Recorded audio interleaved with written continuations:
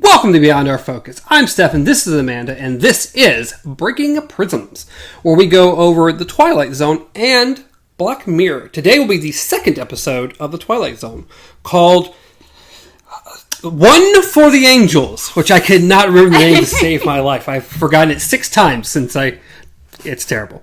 But it will be the second episode, which I have to say right off the bat, not as strong in my opinion as the first episode. No. Really enjoyed the first episode, thought it held up great. This one, not quite as much, not quite as good. I think the first one started out like really intense. You didn't know what was going on. This one, it was just kind of a fun, kind of lighthearted. Well, not really lighthearted. I don't know if lighthearted is the word. Well, even the topic of it, even though the topic was dark, the music, the theme of it was still pretty like do-do-do-do-do. Yeah, they didn't really super dwell on death. No. Even though death is a character here. Yes. Which, just to summarize the episode. Yes. Oh, I thought that was you saying, I'm going to summarize the episode. Not Stefan. Summarize the episode for the folks. I was, and then it was like all the episode just To summarize the episode, Lou, what do they call it? A pitchmaker? Pitchman. A pitchman. Lou, a pitchman, comes home, Death greets him, and tells him he's going to die, in which Lou decides, no, I'm not going to die, and we get 20 minutes of other things happening until eventually poor Lou has to die. If this didn't get you on top of course, there are spoilers in this. Yeah. We should probably say at the beginning of everything, I just summarized and ruined the end of it, but you should probably know going into this that, yeah, there are going to be a lot of spoilers. That's how this is going to work. After I tell you, Lou dies, oh, by the way, there are spoilers.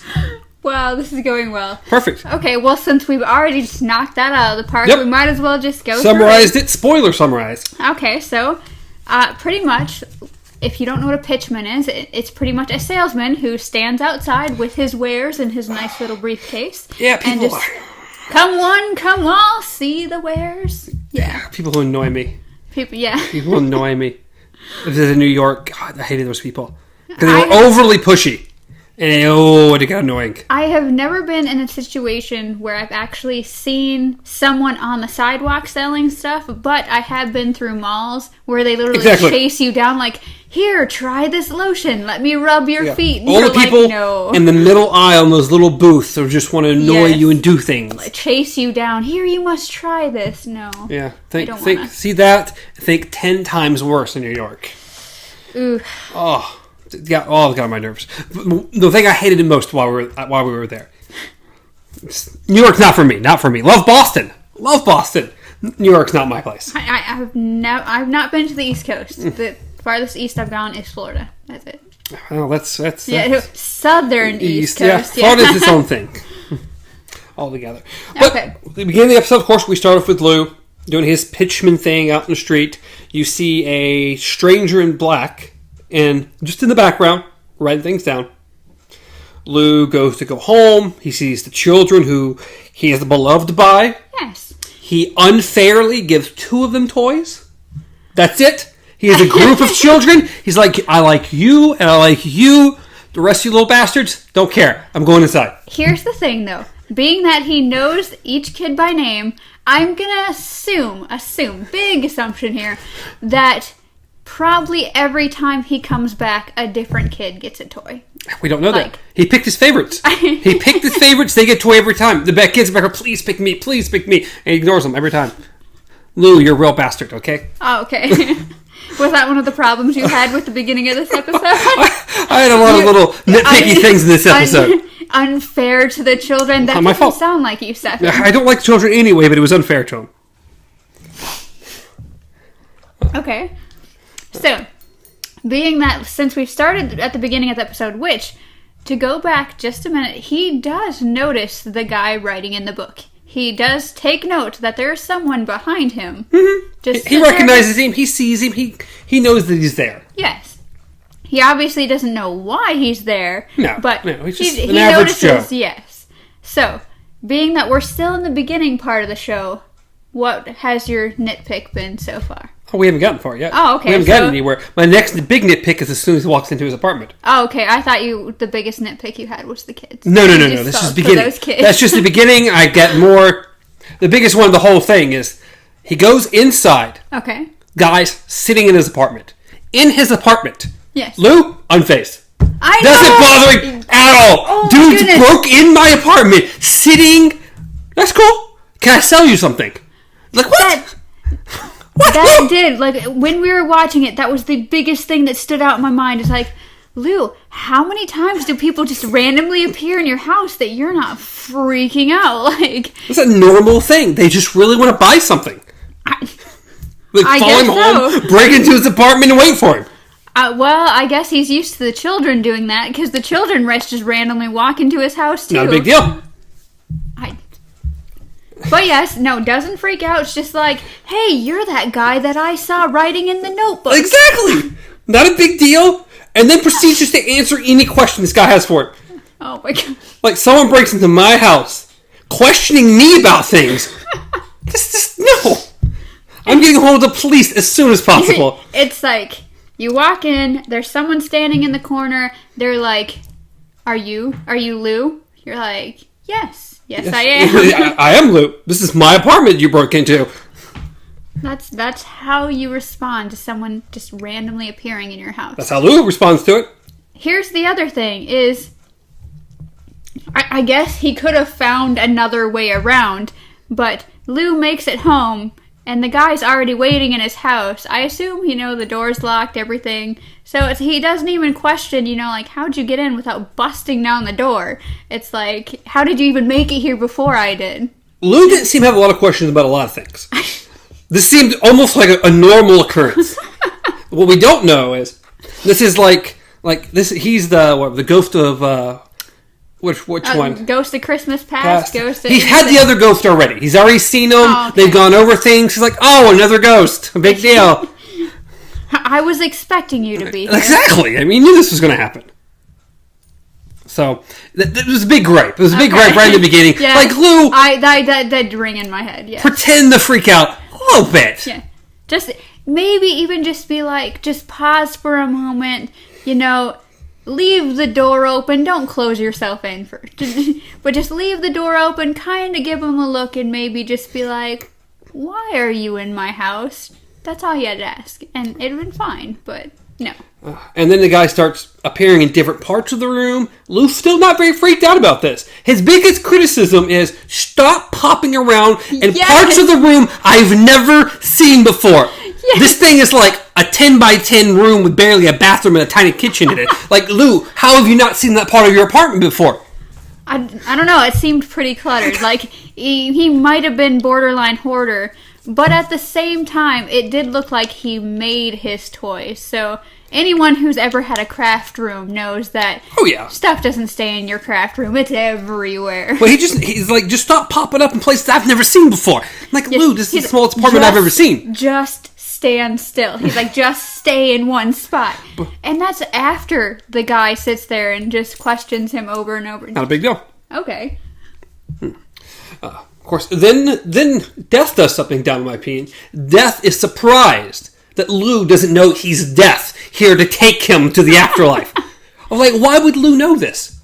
Lou's not expecting you. I mean, I know we just discussed maybe he is, but Lou's not expecting you to pop up in his apartment.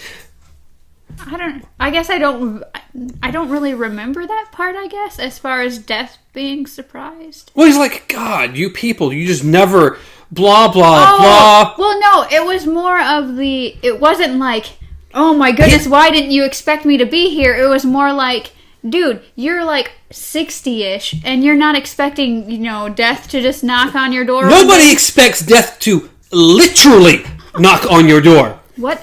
Maybe that's why Lou wasn't surprised. What if this is an actual occurrence in their town? Like this is the Twilight Zone. Like, you go down the street, be like, hey, Bobby told me yesterday that Death totally just appeared in his house. But luckily, they talked it out and he didn't have to leave. Like, I know, just a bit weird. He acts like these people are just so dumb. They don't understand the Death. He just pops up every now and then. Yeah, you come to the afterlife in the night. You're going to die at midnight. It's not a big deal. As I said, the only thing I can think of, if it was more of a, you humans think you're going to live forever, you don't think death's going to randomly appear to you, or that you're going to die. But... I mean, I'd like to have a conversation with death before he just takes me. That would be actually very interesting. Like, if that's how you died, is you had a conversation before it happened? This always reminds me, anytime we get talking about death, there's I want to say it was like an HBO TV show that was all about death. It was like about reapers. And yes, the girl's name was Georgia. Yes. She died from a falling meteor toilet seat or something. It was like a space station or something blew up and she got killed by the toilet. Dead Like Me? I think that might be it. I want to say it's Dead Like Me, yeah. I only saw like the first season or two, but I really, really liked the concept of it. Yes. They were grim reapers. And the whole point was go around and take people. And basically her struggle with trying to do that and take certain people. Yeah. I thought it was a really, really cool show. Yeah. I definitely agree with that. I remember there was one episode that kind of made me, like, really sad because I don't remember if she had to take the woman. I want to say she actually had to take the dog. Like, there was a golden retriever. It's very, very possible. Yeah. And, like, it was just sad.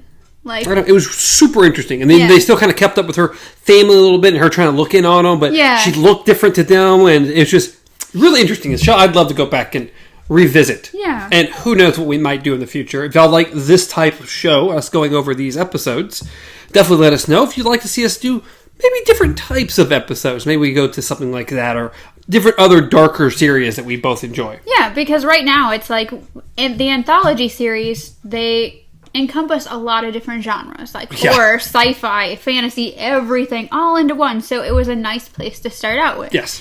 But I mean, hey, if you guys want us to do a different kind of show that's within, you find a show that's kind of bizarre, let us know. I mean, we'd like to try something new too. Especially if it's easily accessible. Oh yes. Especially like Netflix is the easiest thing for everybody to get a hold of. Yes. It's harder jumping online trying to find random other things. So. Yes it is. So anything on Netflix helps. But back to good old Lou, talking to Death. Lou's like, he doesn't know this is Death. He doesn't really believe Death is going to take him. So, and with Death and all his magnificent power, he kills a flower. Like, oh my God, you're Death. You really must be him. That's right. You made this flower wilt. Like that's what it is. That's all it takes. Well, I guess, the same guy that wasn't surprised when someone just appeared in his house. Lou, not a smart man. And the other thing is that, of course, the little girl appears. She needs her toy fixed and comes to Lou with it. And he's like, hey, don't you have any manners? Like, say hello to the gentleman. And she's like, what guy? Like, I don't see anybody. And I did like that. I did like that it kept with the same theme you find in almost every Death, Grim Reaper, anything like that, where you can't see them unless you're dead. Or you're dying. Yeah.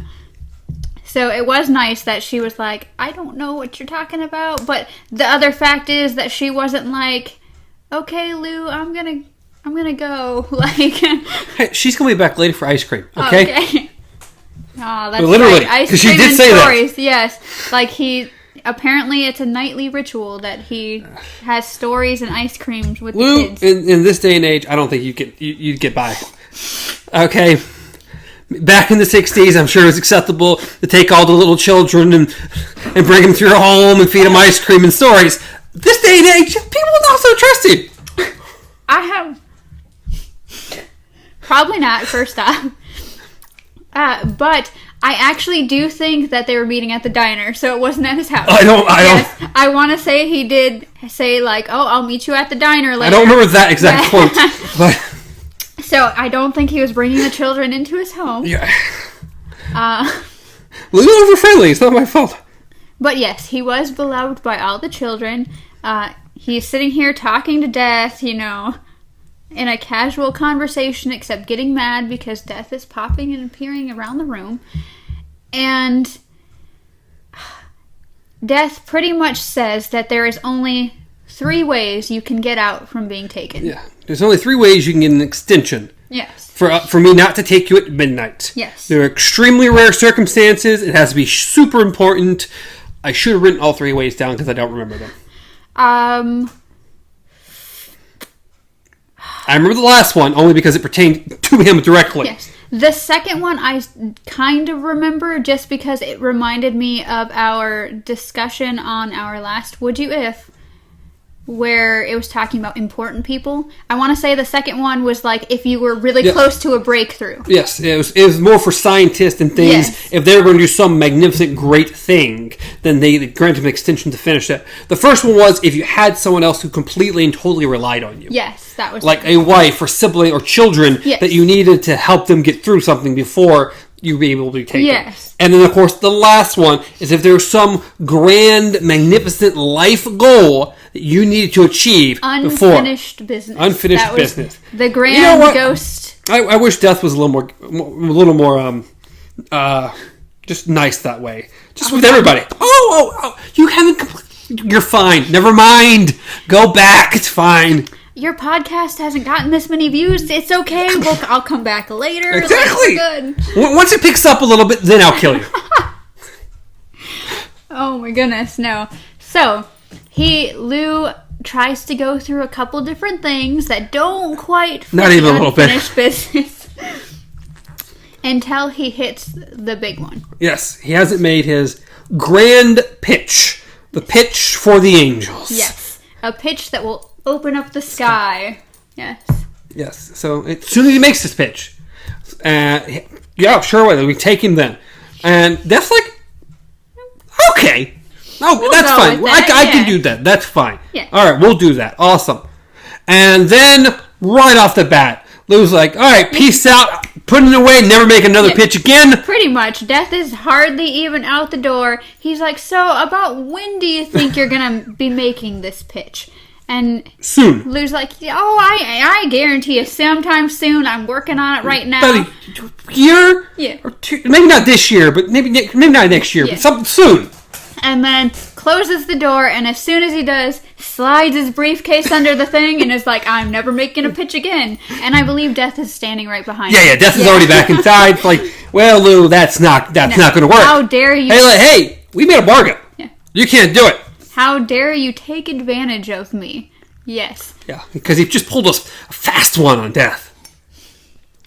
But there is a catch. Oh, there's a catch. Well, since I can't take you, I've got to take someone. Yes, if I don't take somebody, the books are going to be messed up. So someone has to go.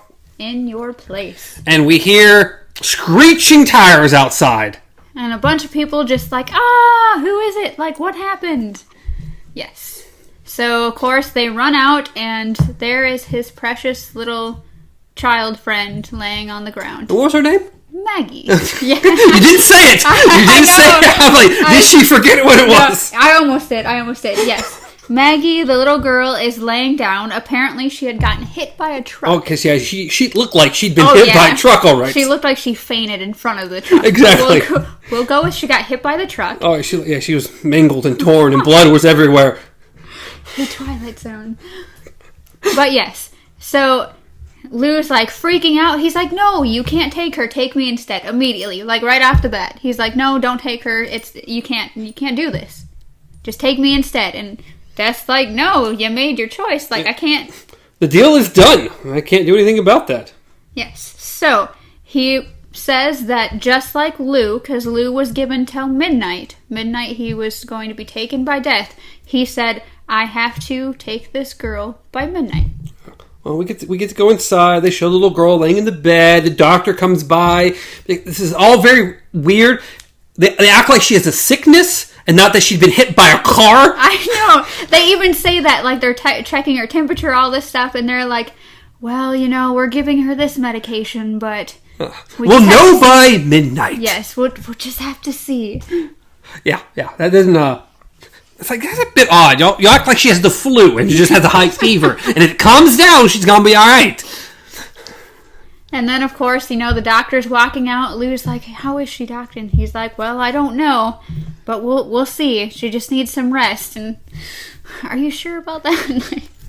So I know they wait a little time. Lou's out on the steps. Death comes up and he's like, well, I've got to take her by midnight exactly. Yes, I have to be in the room with her by midnight. Exactly. I have to be there exactly in the room by midnight. Not a second after, or it's going to mess up everything. Yes.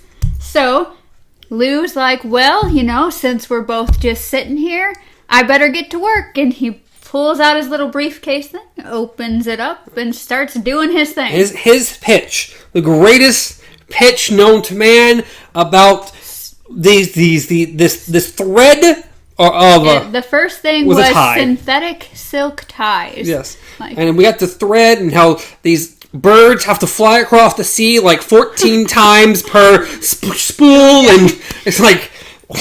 And see, the progression is that Death at first is just kind of like, okay, so these are some nice ties, that's fine. And it kind of does a montage thing of Lou just doing different things, and out of nowhere it cuts, and Death's hair is all messed up, he's like leaned forward. Death has broken into a sweat. And he's like, this thread is this important. And Death's like, I'll take it. And he's sitting there reaching for his wallet. Because for some reason, Death has money. Death has cash on him. I guess so. I don't know why. I don't know what point he did. You know what? While I'm in the real world, I gotta buy those enchiladas down the street. I don't know what's going on. Maybe he needs to eat. We don't know what's going on here. Why does Death have money to begin with? Not something I would think he'd carry around. Maybe the pitch was so amazing, he thought he had money. He was reaching for a wallet he didn't have because this was just so amazing. During this pitch, I also found it funny. We snap in. He's making a pitch. They do a quick change or something. We come back, and Death has a paper bag of stuff. I'm like, Lou, did you also sell him the paper bag to carry his stuff? So in the afterlife, he's got his stuff going. Yeah, of course. Everyone needs their paper bag. Jeez.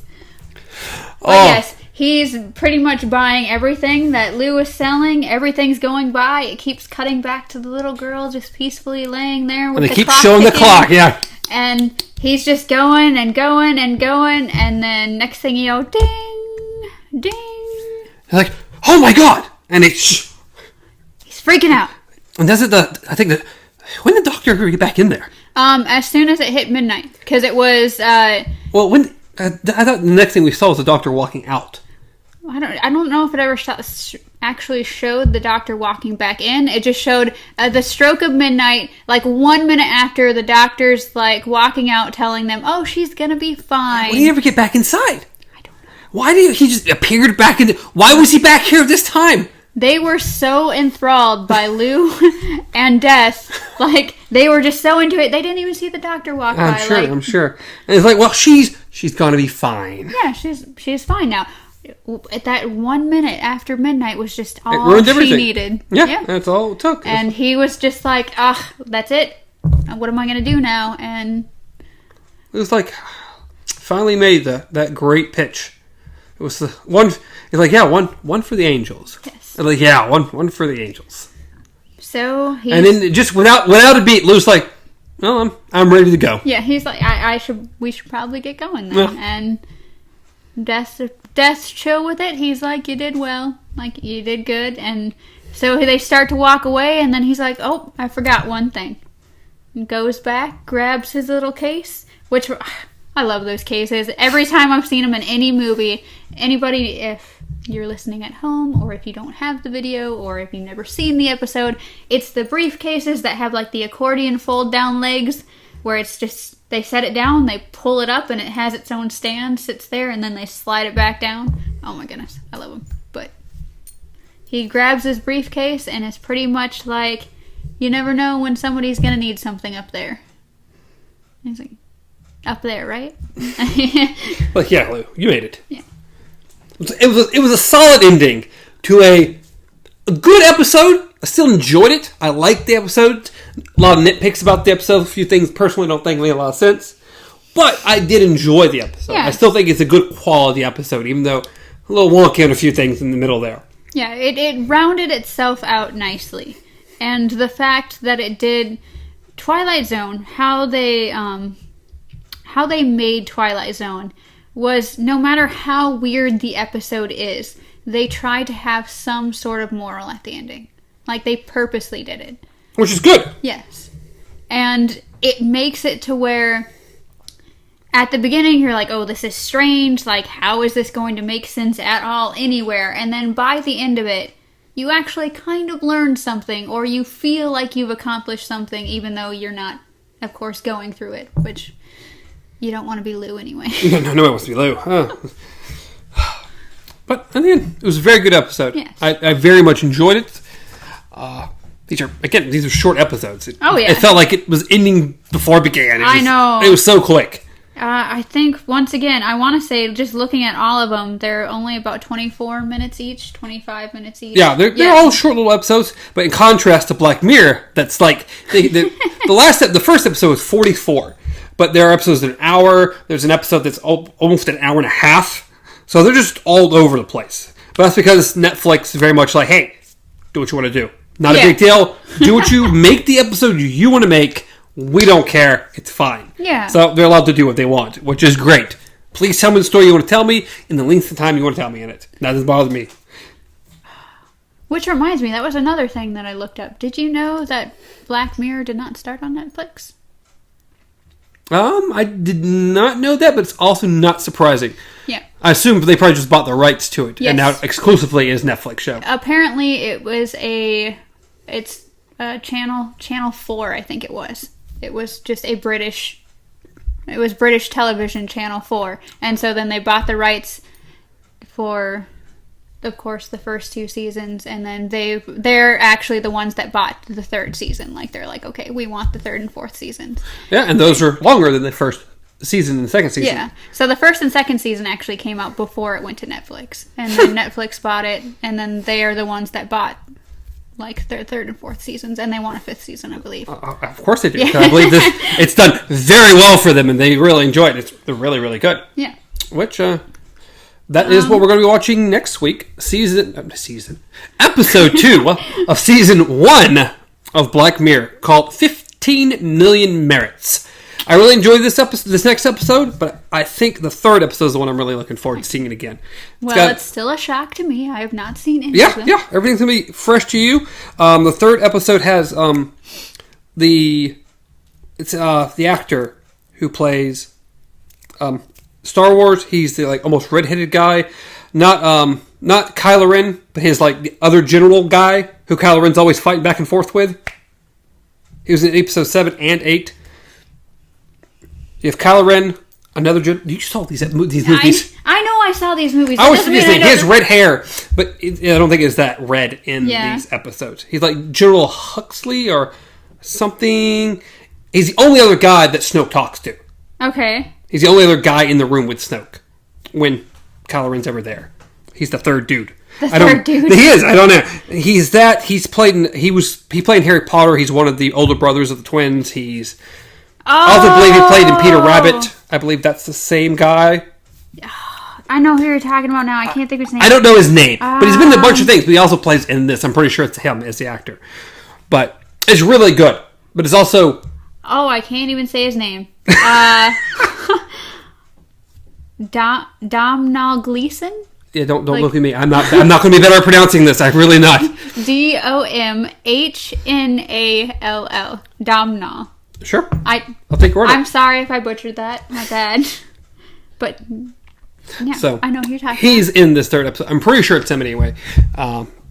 So it's really good, almost really depressing, and again, it's the theme of the show. It is what the show does.